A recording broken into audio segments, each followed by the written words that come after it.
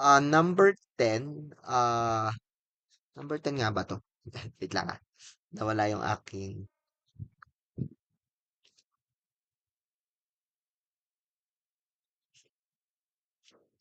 yes, it's number 10. We are asked to compute for the capital gains tax payable in 2021 and 2022. So this is a real property, so this will be subject to the 6% tax. So ito yung capital gains niya, 36,000. So 6% ng selling price. It can be paid in installment using the ratios we computed for number 8 and 9. So for 2021, our tax due is 7,500.